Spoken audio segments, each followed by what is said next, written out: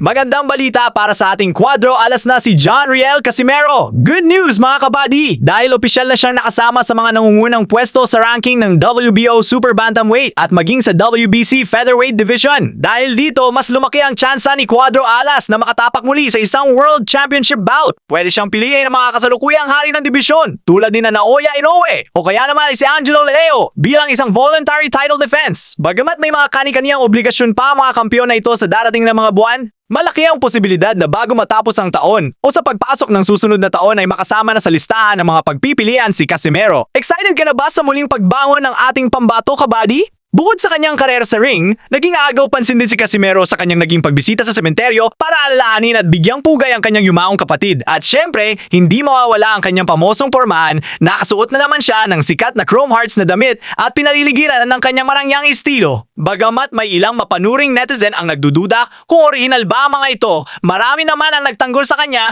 na sa kinikita niyang milyon sa bawat laban. Kayang-kaya niyang bumili ng tunay. At para sa pampasabog na balita, mukhang tapos na ang pagdadalawang isip ni Casimero kung saang promosyon siya sa sandal. Matapos pagpilian ng MP Promotions at ang Kameda Promotions, napabalitang pinalna ang kanyang desisyon na pumirma sa ilalim ng Kameda sa bansang Japan. Inaasahang sa mga susunod na araw ay ilalabas na ang opisyal na anunsyo kung sino ang kanyang susunod na makakatunggali. Pasyalan muna natin ang matagal nang inaasam na pagbabalik-lo ng dalawa alamat. Sina Floyd Mayweather Jr. at ang ating pambansang kamao na si Manny Pacquiao. Kamakailan lang kasi, usap-usapan na naman na baka tuluyan ng ma-postpone o hindi matuloy ang kanilang inaabangang exhibition match na target sana ngayong darating na Setyembre.